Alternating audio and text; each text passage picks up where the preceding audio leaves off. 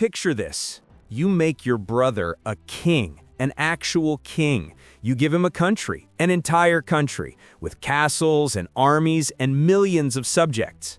And what does he do? He betrays you. Not secretly, not quietly, publicly, defiantly, in front of the entire world. This isn't a hypothetical. This actually happened in 1810 between two brothers who once had nothing, who clawed their way from poverty to power together. Napoleon Bonaparte, the Emperor of France, the most powerful man in Europe. And Louis Bonaparte, his younger brother, the King of Holland. One conversation, one decision, and Napoleon does something unthinkable. He strips his own brother from his throne, abolishes his kingdom, erases him from power. Why? What could make a man destroy his own brother's kingdom? What betrayal was so deep that even family couldn't survive it? That's what we're about to find out. Because this isn't just a story about Napoleon. It's a story about power, about family, about what happens when the two collide and one of them has to die. And trust me, by the end of this, you'll understand exactly why Napoleon made the choice he did, even if it breaks your heart. Let me take you back to the beginning, before Napoleon was an emperor, before Louis was a king, when they were just brothers. Corsica, 1769. Napoleon is born into a minor noble family. Not wealthy, not powerful, just barely noble enough to matter. His father died at a very young age, and his mother raises 8 children on almost nothing. They survive on bread and pride. Napoleon is the second son, and Louis is the fifth. 7 years younger than Napoleon, he was small, sickly, and quiet. And Napoleon loves him. This is important. You need to understand this. Napoleon isn't just ambitious for himself. He's ambitious for his family, for his brothers, for his sisters, for the Bonaparte name in general. When Napoleon joins the military, when he rises through the ranks, when he starts winning battles, every promotion, every victory, every step up the ladder, he brings his family with him. He gets his brother Joseph a position. He helps his brother Lucien. And when Louis is old enough, Napoleon makes sure he gets into military school, makes sure he has opportunities. Louis isn't a great soldier, unlike his brother Napoleon.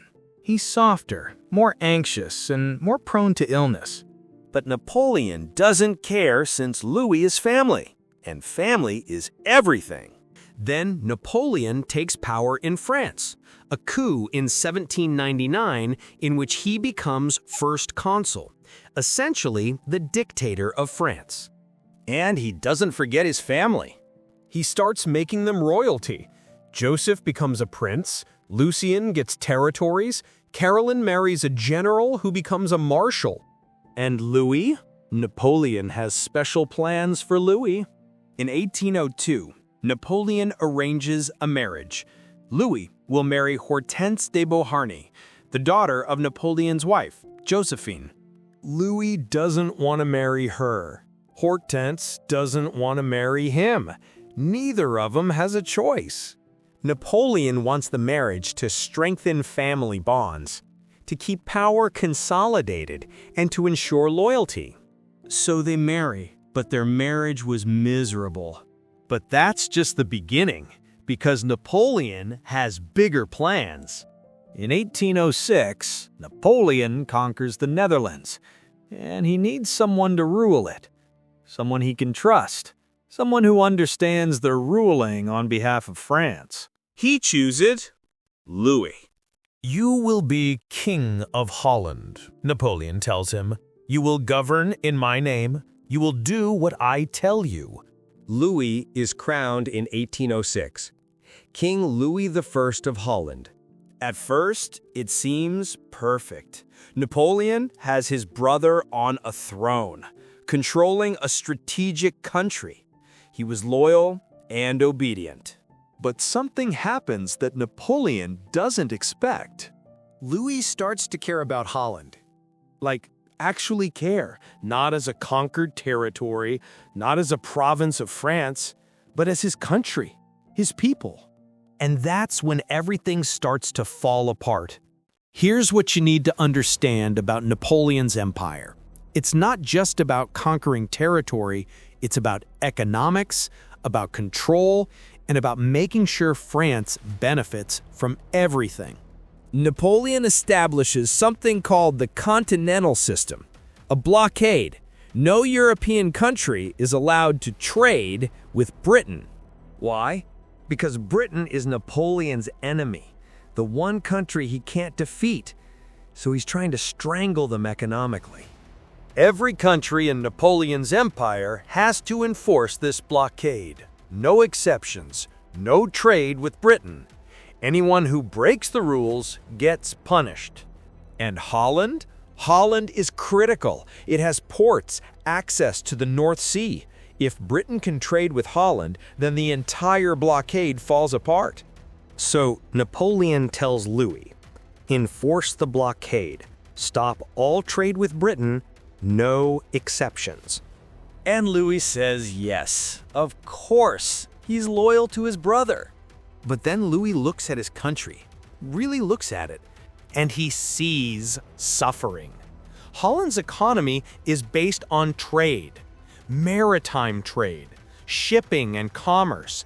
That's how Dutch people make a living. That's how they survive. Louis watches this, and he makes a choice. He starts allowing exceptions, secret trade and smuggling that he pretends not to see. He eases the blockade, just a little, just enough to let his people breathe.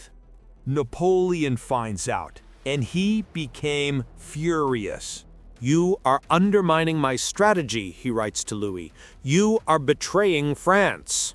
And Louis writes back, "I am not betraying France. I am protecting Holland.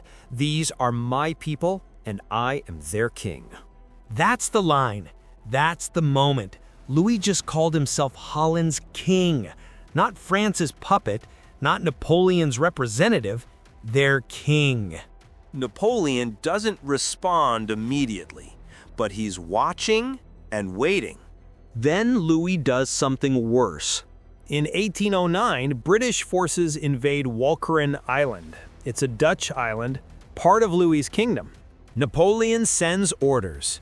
Defend the island. Use your Dutch troops. Repel the British. And Louis looks at his military, at his Dutch soldiers, and he realizes if he follows Napoleon's orders, thousands of his people will die in a battle they can't win. So he doesn't do it. The British eventually leave on their own due to disease, but Napoleon sees this as cowardice, as betrayal. "You are not fit to rule," Napoleon writes. "You care more about being loved by the Dutch than being loyal to France." And Louis writes back, "I am Dutch now. These are my people. I will not sacrifice them for your ambition." It's 1810. Napoleon summons Louis to Paris. Louis knows what's coming. He knows he's in trouble. But he goes anyway, because part of him still believes that Napoleon will understand, that brothers can work this out. But he's wrong. Napoleon doesn't yell. That's the thing people don't understand about him. He doesn't rage. He gets cold. He sits Louis down, and he says very calmly, "You have forgotten who you are. You are a Bonaparte first, a king second."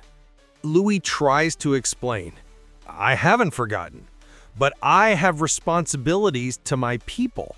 "Your people?" Napoleon interrupts. "They are my people. Holland is part of my empire. You rule at my pleasure, and you have failed me." Louis stares at him, and he realizes Napoleon doesn't see him as a brother anymore. He sees him as a disobedient subject.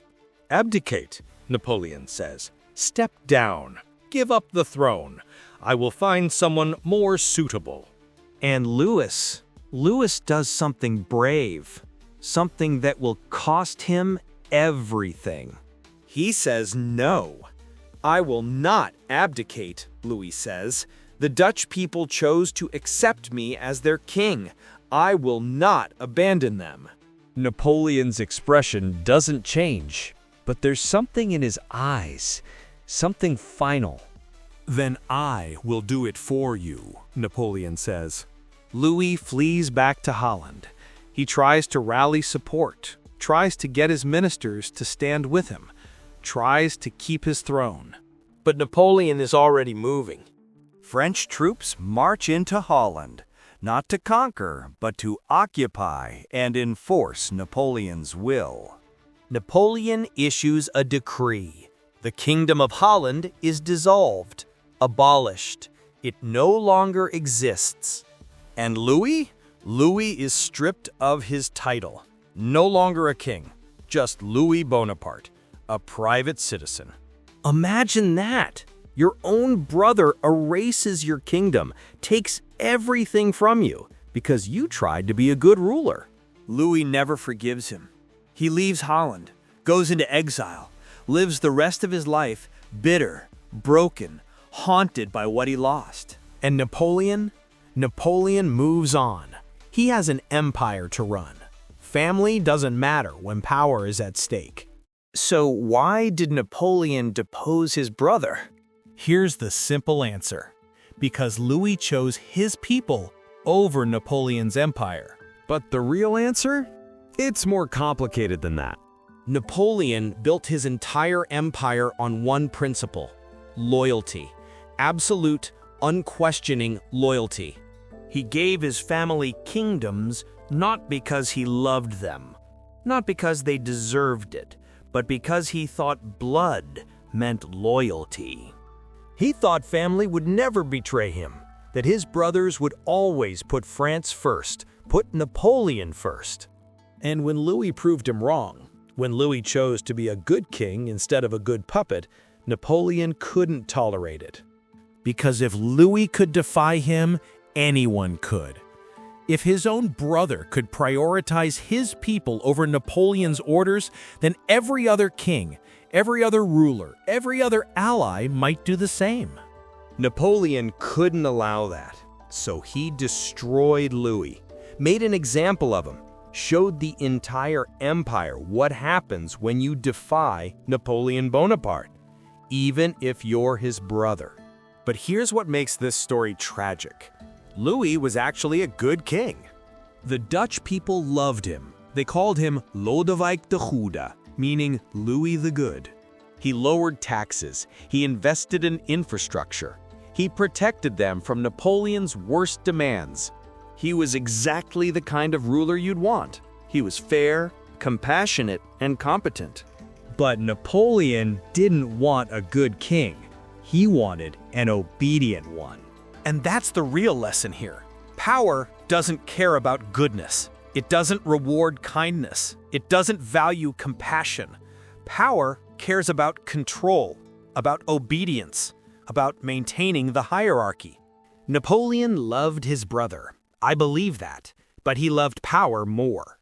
And when Louis forced him to choose between family and control, he chose control, without hesitation, without mercy.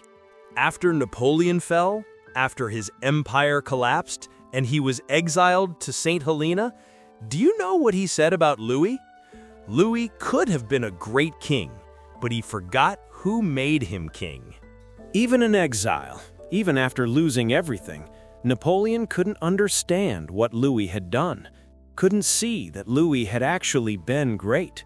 Choosing his people over power was the noblest thing a king could do, but Napoleon saw it as weakness and as betrayal.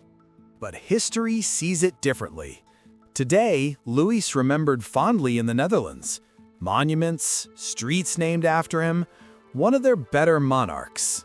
And Napoleon, remembered as a conqueror, brilliant military mind, but also a tyrant, someone who crushed anyone who opposed him, even family. Both brothers left a legacy. But only one could sleep at night, knowing he'd tried to do right by his people.